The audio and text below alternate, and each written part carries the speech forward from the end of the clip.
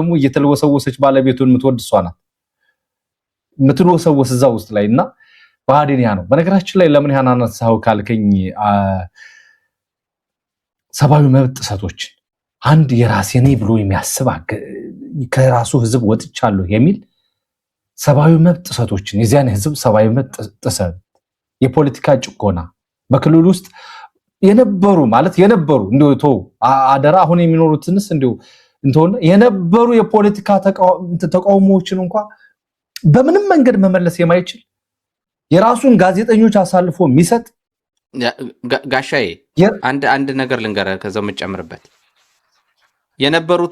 እንኳን የነበሩትን ሊቀርፍ ይቀርና እንኳን የነበሩ ጭቆናዎችን ሊቀርፍ ይቀርና በራሱ ጭቆና በራሱ ችግር ለ27 ዓመት ቀጥቅጦ የደሃ አድርጎ በድህነት ተቆራምዶ ያማራ ህዝብ በባዶ እግሩ ሲጓዝ በባዶ እግሩ የሚጓዝ ለሃጫም ብሎ ነው የሰደበው።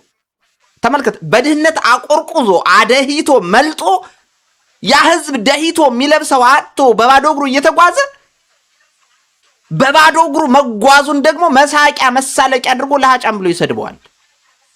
በቃ ልቅ ከዚህ በላይ መገለጫ የለውም። እንኳን አይደለም ለጋዜጠኛ ሊሆን ያማ ክብር ነው እንዴ። እንግልቶችን በራሱ መንገድ የፈጠረ በነገራችን ላይ የራስ ነው ተብሎ እንግልቶችን በራሱ የፈጠረ እንቶ የወሰን ማንነት ጥያቄዎችን ማን ነው አሳልፎ የሚሰጥ ህዝብ ሆኖ እናንሳቸው እንደስማቸውን አደራ የወሰን ማንነት ጥያቄ የሚባሉትን የራስን ቦታ አሳልፎ ከመስጠት ጀምሮ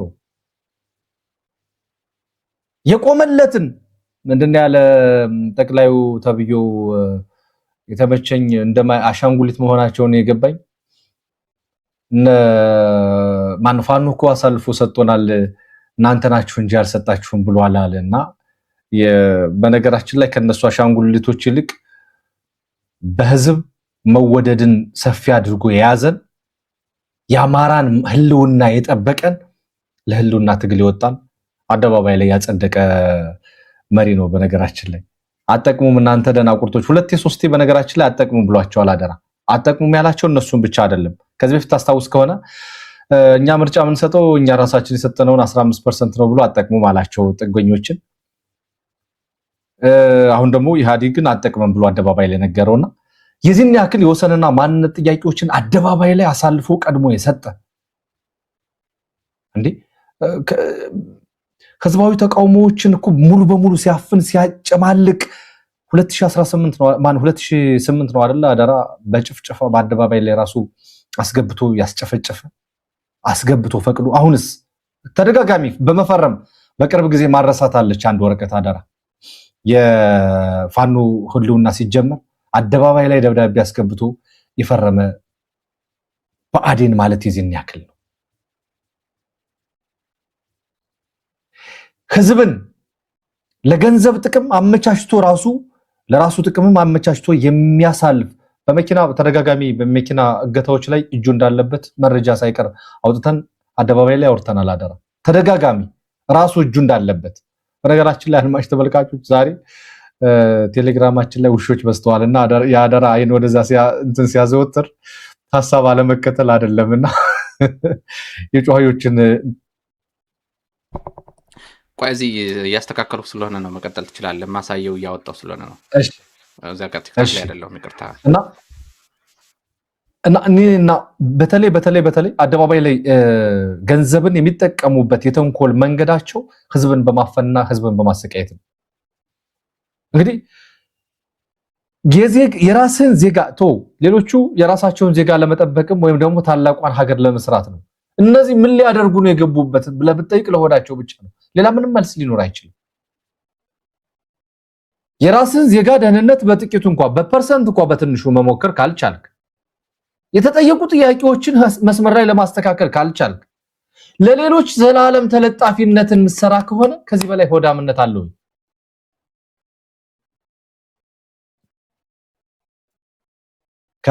ከበአዲን እስከ አዴፓነታቸው የመጡበትን የተንኮል ሴራ ሆዳቸውን በተለይ በአማራነት ላይ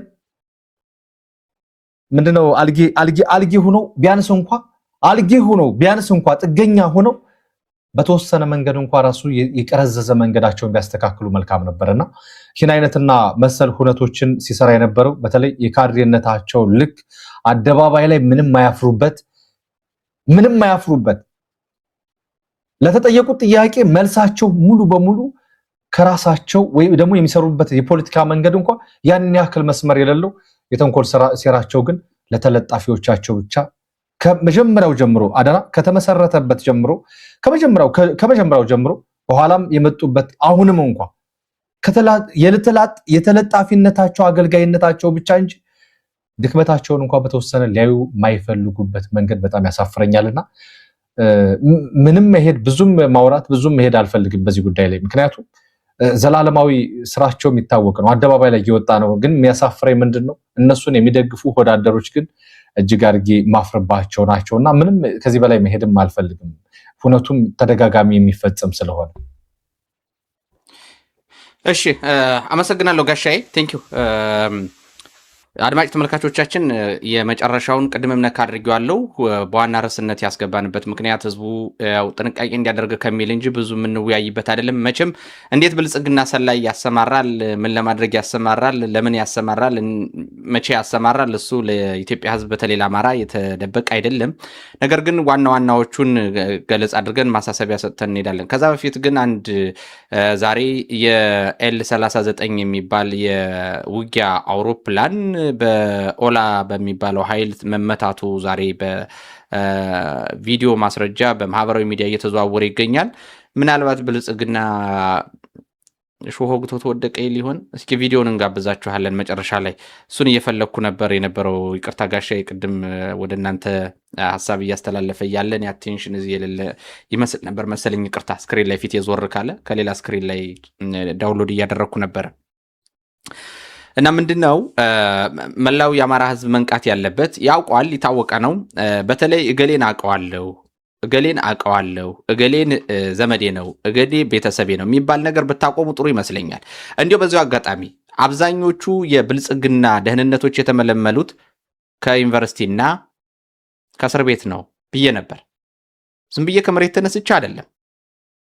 ተነስቼ አይደለም ጎበዝ እኔ መቼም እንተና አዩ ጩፋ ጋም ሂጀም አይደለም የብልጽግናን አካሄድ ለመረዳት በጣም ጥቂት ትንሽዬ ነገር መስራት ብቻ ነው የሚጠበቀው እናም እስር ቤት ሆነው መጽሐፍ ሲጽፉ የነበሩ እስር ቤት ሆነው ጀግናው ሲባሉ የነበሩ ሰዎች እየወጡ እንዴት እንደተቀየሩ እየወጡ እንዴት አማራን በተለያየ ታክቲክ ሲሸጡ እጅ ከፈንጅ እንደተያዙ እያያችሁ ነው አብዛኞቹ የብልጽግና ደህንነቶች ሰርገው የሚገቡት ከእስር ቤት ሲወጡ ነው ለምን በሉኝ አብይ አህመድ እስር ቤት የሚወስዳቸው ስላጠፉ ሊቀጣቸው ብቻ አይደለም እንዲሁም አብዛኞቹ ስላጠፉ የሚቀጣቸውን ሰዎች ወይ እስካሁን እስር ቤት ይዘው ያቋተናቸው ነው ወይ ደግሞ ተብሎ ነው ፈቶ የሚለቃቸው ስላጠፉ ስላችሁ ምንድነው ልቅጣቸው ላሰቃያቸው ብሎ ያሰራቸውን ወይ ወዲያው ቶሎ ይለቃቸዋል ወይ ደግሞ አይለቃቸው ለምን በሉኝ በመካከሉ የህዝብን ጩኸት ከፍ አስደርጎ ህዝብ እንዲጮህላቸው ህዝብ እንዴት ብሎ እንዲፎክርላቸው ምናምን ካደረገ በኋላ የሚለቃቸው ሰዎች ስልጣናቸውን ጨርሰው እንዴት አድርገው ሰርገው ገብተው ምክንያቱም ድምጽ አላቸዋ ተቀባይነት አላቸዋ ታምነዋል በመታሰራቸው ሁሉንም እያልኩ አይደለም ደህንነቱ ነው የሚመለመሉትን ነው ታስሮ ይገሌኮ ይሄን ያክል በአማራነቱ ታስሮ ለአማራ ታስሮ እንደዚህ ብሎ ብለን እኔና እናንተ እናምነውና አጠቃላይ ያለውን የትግል እንቅስቃሴ እንዘረግፍለታለን አጅሬ በዛ በኩል እንደ ቧንቧ ያሰረገ ነው ሴቶችን በተመሳሳይ እገሊት እኮ ጀግና ናት በአማራነቷ የዚህ ፓርቲ አባል ሆና እንደዚህ የሆነ ሰው እኔ የሆነ ጊዜ ላይ ሚዲያ ላይ ሲያለቅስ አምሽቶ በቲቪ ስናየው አምሽተን በነጋታው ታሰራ ትናንትና ኢንተርቪው ሲያደርጉለት ሲያስለቅሱት አምሽተው እንዴት ያስሩታል ለካ የጨዋታው ማድመቂያ ኖሯል ስትታሰር ህዝቡ በጣም እንዲጮህልህ አልቅስ ተብሎ ኖሯል ለካ እየተቀረጽን በርበሬ ቃሪያ አስነክተው ይሁን በምን እንዳስለቀሱት አላውቅም ያሰው አሁን ምን እየሰራ እንደሆነ ታውቁታላችሁ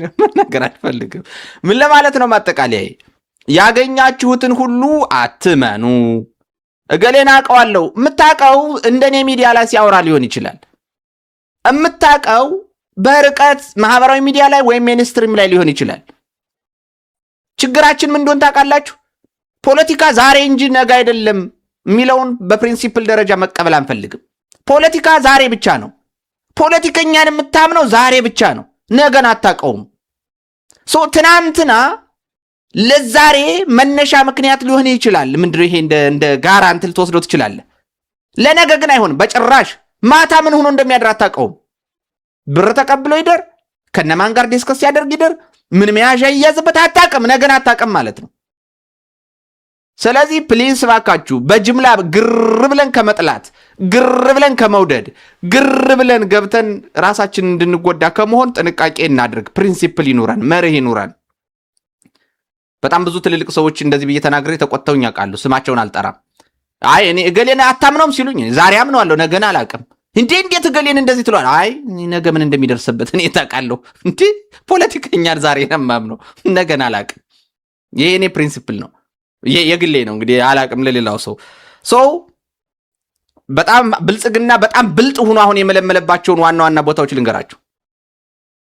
አሁን ብዙዎቻችን ሰላዮች ለማኝ መስለው፣ ይቅርታ ለማኝ ስላልኩ የኔ ቢጤ ልበለው፣ ቃሉን ለዘብ ላድርገው፣ የኔ ቢጤ መስለው ይመጣሉ ብለን ነው አይደል የምናስበው? እነሱም መስፍን ከልብሳቸው አንስተው ቅማል እየበሉ ምናምን ስለላ ሲሰሩ ነበር የሚሉ መጽሐፍትን ያነበብን አይደል? ተራራው ያንቀጠቀጠ ትውልድን ስታነቡ እንደዛ ነው የምታገኙት። ነገር ግን አሁን በተግባር ልመና ላይ የኔ ቢጤ ቦታ ላይ ያሉ ሰዎችን ደህንነት አድርጎ ይመለምላል ብልጽግና። ለየት የሚያደርገው በተግባር ማለት የኔ ቢጤ ሆኖ የሚያድሩ ሰዎችን ይመለምላል በተግባር። ሰው አታውቅም። የኔ ቢጤ ነው ብለህ ነው አንተ እንቅስቃሴ የምታደርግ። የሆነ ቦታ ኦፕሬሽን ለመስራት ልትንቀሳቀስ ትችላለህ ምናምን። የኔ ቢጤ ነው በቃ ትክክል፣ የኔ ቢጤ ነው እሱ የኔ ቢጤ ነው አውቀዋለሁ ነው የምትል። ላለመመልመሉ ምንም ማረጋገጫ የለህም። ገሌ እኮ እሱ እኮ ጋሪ ነጅ ነው የምትል። ሁለተኛ የተመለመሉት የእጅ ጋሪ የሚነዱትን ነው። ሶስተኛ የተመለመሉት ባጃጅ የሚያሽከረክሩትን ነው። አሁን ብልጽግና በተለይ አማራው ክልል ላይ በጣም የተጠቃው በባጃጅ ነው። አሁን ደግሞ ብልጽግና ገለበጠና ምን አደረገ? ባጃጅ የሚያሽከረክሩትን በሙሉ ማለት ይቻላል ወስዶ የሚገረፉትን እየገረፈ ምንድነው ይሄ በገንዘብ እሺ የሚሉትን እሺ እያሰኘ ከሞላ ጎደል የመረጃ ምንጭ አድርጓቸዋል። ባጃጅና ሞተረኞችንም የናንተ ካልሆኑ በስተቀር ጥንቃቄ አድርጉ። ሌላው ሾፌሮች ነው። ሾፌሮች ከዚህ በፊትም ይታወቃል፣ እምቢ ያሉት ከፍተኛ ችግር ውስጥ ይገባሉ፣ ይመለመላሉ። ሾፌሮች ዋና የመረጃ ምንጮቹ እንደሆኑ ይታወቃል።